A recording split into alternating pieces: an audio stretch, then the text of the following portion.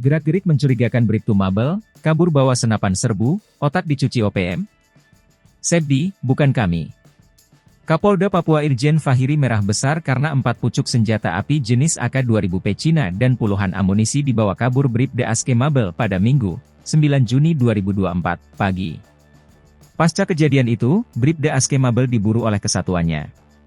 Diketahui, dia merupakan anggota di Polres Yalimo, Papua Pegunungan.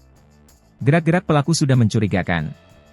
Sebab, saat melancarkan aksinya berpura-pura meminjam charge handphone dan berpakaian preman dan membawa ransel besar. Diduga berisi seni dan amunisi. Kapolda Papua Irjen Pol Matius De Fahiri mengultimatum untuk menangkap pelaku. Bahkan menurunkan personel tambahan untuk menangkap Bribda Aske Mabel.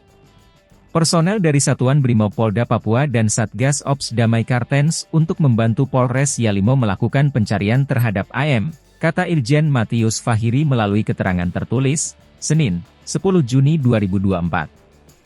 Ia meminta dukungan keluarga, tokoh-tokoh masyarakat dan adat yang mengetahui keberadaan AM, kepada semua pihak bersabar atas upaya yang sedang kepolisian lakukan, dan tidak terpengaruh dengan informasi yang beredar yang belum tentu benar, ujarnya.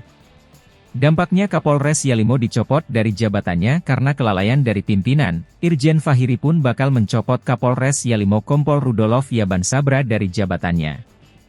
Ia menegaskan tim dari Polda Papua segera menuju ke Polres Yalimo untuk menindaklanjuti kasus tersebut. Besok akan hadir rombongan dari Jayapura, itu menjadi bagian yang akan kita evaluasi, kata Fahiri. Diduga kuat, Bribtu Mabel ada rencana gabung ke OPM dan diduga sudah dicuci otaknya oleh tokoh OPM Yalimo. Namun hal itu dibantah oleh jubir OP Sebdi Sambom. Ia mengatakan, TPNPB Kodap 14 Yaligen tidak memiliki agenda untuk melakukan perampasan atau pencurian senjata api di Polres Yalimo. Dari berbagai laporan OPM Yalimo pelaku yang membawa lari senjata itu anggota polisi, sehingga kami mencurigai bahwa itu permainan institusi Polri atau militer untuk menciptakan konflik di wilayah tersebut. Maka ia mengingatkan TNI Polri tidak melakukan teror terhadap masyarakat sipil di wilayah Yalimo dan Mamberamo Tengah. Karena pencurian senjata telah dilakukan oknum anggota polisi yang tidak ada kaitannya dengan TPNPB wilayah tersebut, tegasnya.